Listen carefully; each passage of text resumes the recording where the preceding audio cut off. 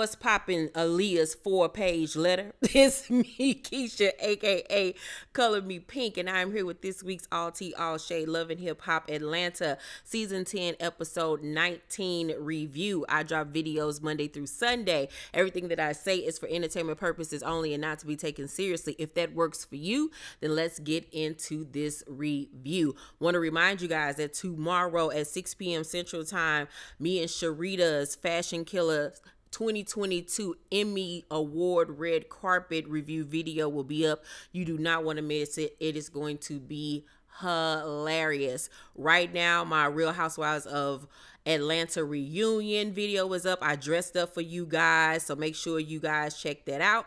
Also, my Married to Medicine review is up. I'm also showing my face on that one. Get into the beat, get into the look. And my House of the Dragons review is up. If you are a Game of Thrones fan, make sure you check out my reviews. They are super, super duper funny and hilarious. So let's get into tonight's episode. The episode begins with Spice at her office getting prepared for her fashion show. She's come up with a travel line of clothes that you can wear to the airport and while you're traveling, just comfortable clothes or whatever, called Graci Noir, I believe. Shekinah is there because she wants Shekinah to host the fashion show, and she lets Shekinah know that Meda will be there. And Shekinah like, y'all some messy assholes. Like, I ain't got time for this ignorant shit. So Shekinah was like, I think your friend might be lying to you because I heard she just fucked Jock a few months ago. And Spice is like, that can't be true. She no bumper clyde fuck Jock. So Meta then arrives, honey, and Shekinah gets to interrogating her. Like, what the hell happened? I heard you fucked him a few months ago. You better not be lying, and da-da-da-da-da. So Meta was like, actually, no, it wasn't a few months ago. And Spice co-signs. And so Shekinah like, oh, bitch, so you been lying to me too. You knew about this. She was like, no, it wasn't a few months ago. So Meta goes on to tell Shekinah that she has not had sex with Jock in the last few years, but in 2019 he did eat the box. And Shekinah like, child, I cannot, like, my ears did not want to hear this. So Meta then shares with them how she received the phone call from the Bam and Erica and Kendra, and she was like, she started to feel bad for Jock and protect him because she didn't want old girl to know that he had ate her out in 2019. Like, she was just like, I felt bad for her. I didn't want to hurt her feelings.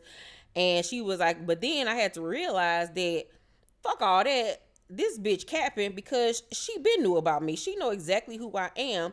She goes to say about 2 different times that they dealt with each other because Jock hired her to be their real estate agent.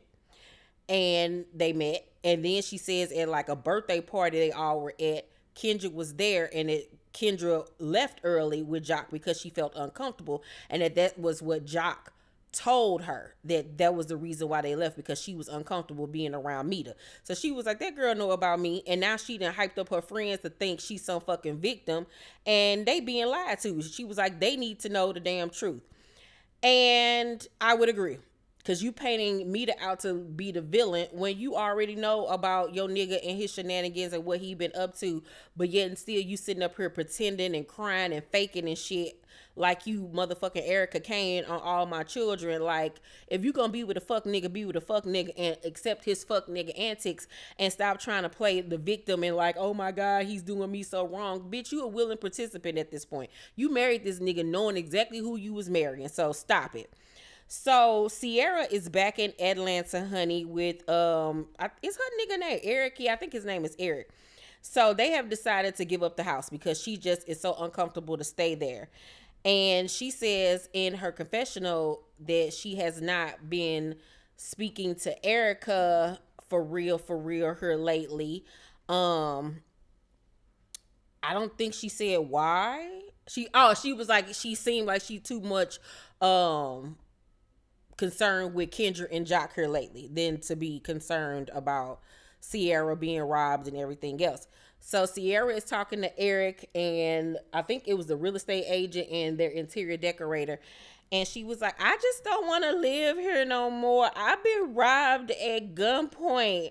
And I have PTSD from that. And so I just can't see myself living in here. Like, 3 dudes kicked down my door. They stole everything. I ain't got nothing. And I just don't feel comfortable living here. I mean, look, they took everything. They took all my stuff. At least they left my little star earrings that I like a lot. But other than that, I ain't got nothing. And we ain't got no place to stay now. We homeless. Like, this just too much. So Eric is just like, he don't want to leave. He feel like they could thug it out, just get a better security system. But it's like either Sierra way or the highway, and he's really getting tired of that. Like, she just won't compromise for nothing. And he like, I've been there for her through everything with her mama, and she just won't give me an inch. And it's not fucking fair, child. But they still together, so I guess they figured something out. It's the day of Spice's fashion show, and the decor is not literally how she wants it. There's some mishaps here and there, so she's really getting nervous now. So she talks to Meda and lets Meda know that she sent Jock his outfit because he was supposed to be walking in the show, but he let her know that him and Kendra weren't gonna be able to make it. And we all know the reason why they weren't able to make it, because they knew that they was gonna end up running into Meda, child, and that they lies was gonna be exposed. So then we see Bam and Scrappy headed to the event, and they in the car talking about everything that's been going on. And Scrappy tells Bam that Jock said to them that Kendra know everything.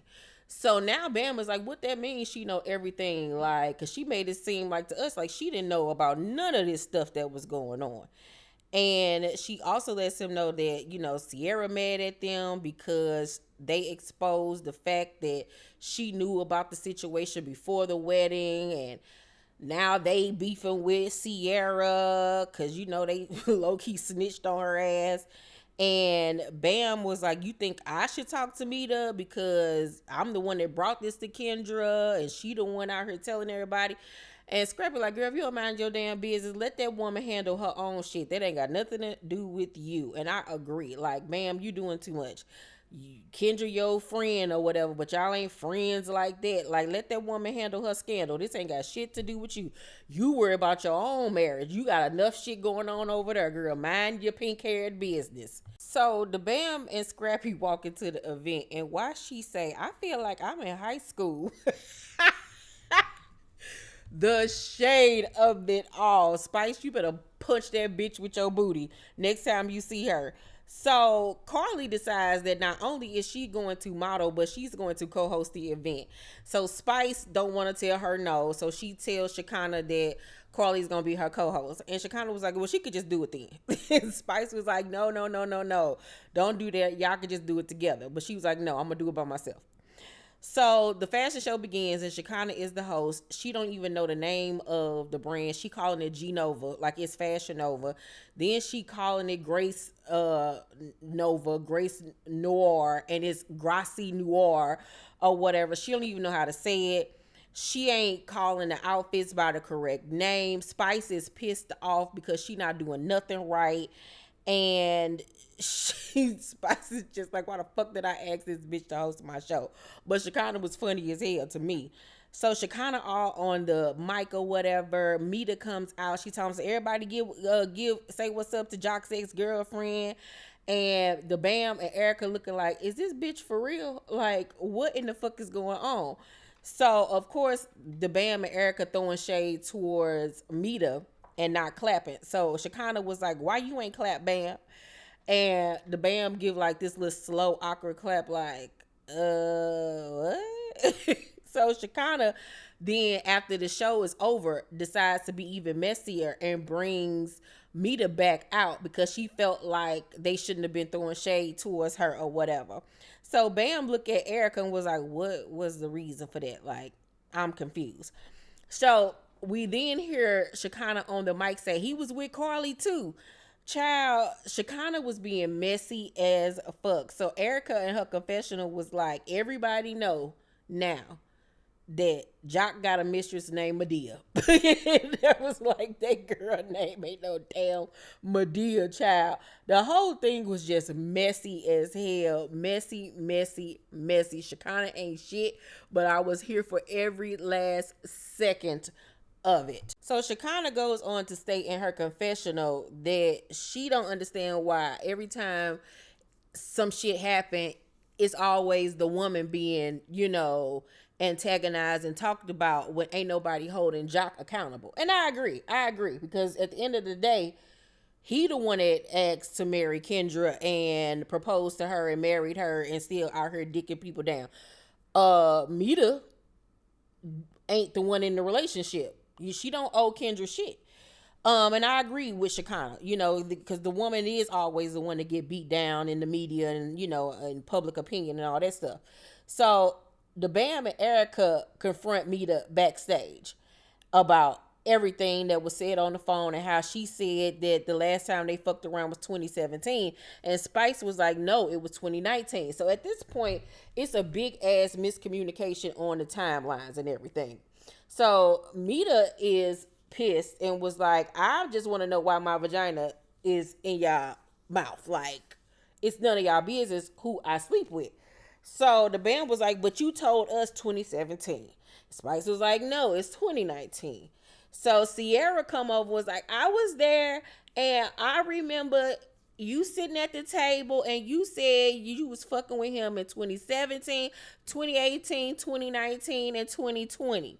And so Meeta was like, that's not true. I didn't say that. And they showed a flashback where she did admit to saying that they fucked around in 2020. Now, girl, which one is it? Like, I'm sick of you. I'm sick of you too at this point. Like, bitch, do you fuck that many people? You don't know when the last time you fucked this nigga?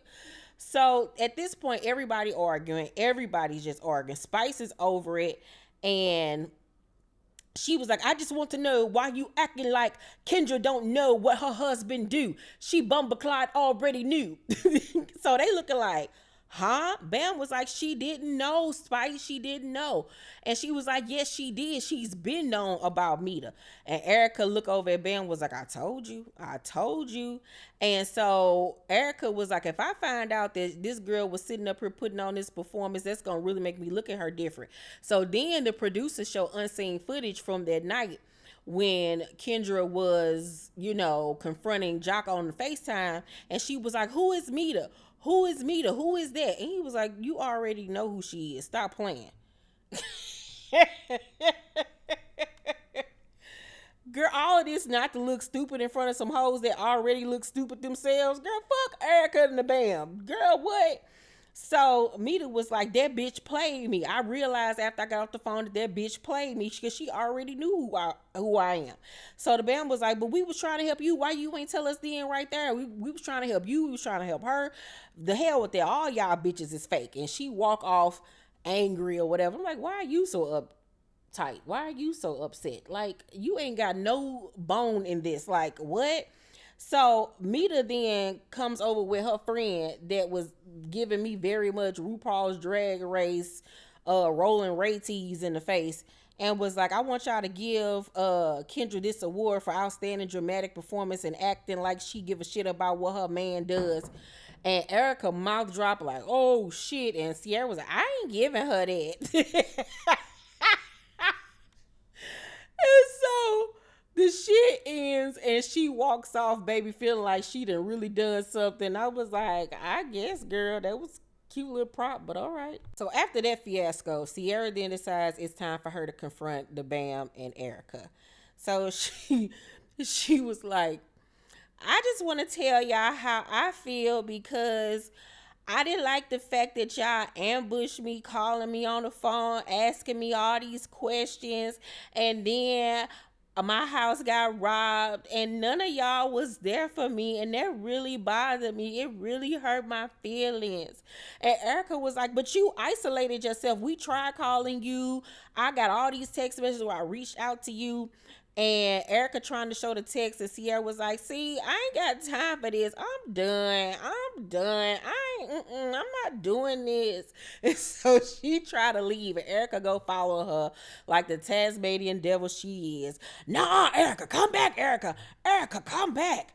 And she like, don't do that to me. Don't do that. Cause at the lowest point when my house got broken into, y'all bitches wasn't there for me. And Erica was like, okay, well, who was there for me when my house got broken into when I was pregnant and my nigga was out here cheating on me? You wasn't there for me. And they arguing back and forth, and neither one of them are listening to each other. The bam come over and try to diffuse the situation. Was like, y'all are so fucking dramatic, and neither one of y'all listening to the other. They steady going back and forth. Sierra steady don't want to listen and saying she mad at them. So the bam get frustrated. Was like, I got 3 kids. Y'all bitches don't care about me. I'm out of here. I'm going home. So now at this point, none of them care about each other. They all call themselves being mad. Like, the whole thing is just ridiculous. But you know that they really, truly love each other and are really close friends. So, the BAM then tries to talk to Sierra one-on-one outside. And Sierra was like, because y'all get on my nerves. I can't, y'all, And so the BAM was like, but we sisters, you know, I love you. You ain't never got to question our friendship. And if I did anything that hurt you, I apologize. So then Erica comes out and joins the conversation. And the argument starts up again. Erica was like, yo, Sierra is such a fucking Gemini. She is a Gemini. And Sierra was like, Erica, shut the fuck up. And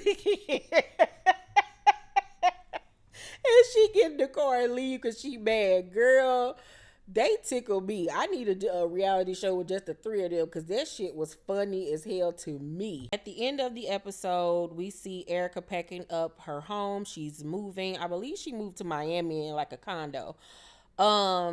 And Safari stops by his fur child, and they sit on the couch and they talk about selling the house and everything. I guess they probably gonna split the profits or something like that. So they both agree that they want to be on the same page as far as not letting the courts decide anything. They want to sit down with mediation and come up with their own terms of, I guess, like spousal support, child support, whatever.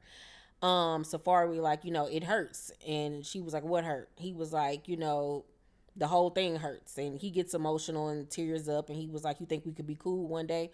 She was like, yeah, maybe we can get to the truth one day. And he was like, it just hurts. Like, you just look so hurt. And she was like, I mean, I am hurt. I gave you chance after chance after chance after chance after chance. That's how much I loved you. But, you know, I'll be fine. And she starts to cry and he's crying. And it's just really sad because I really wanted them to work. When it was good between them, it was really good.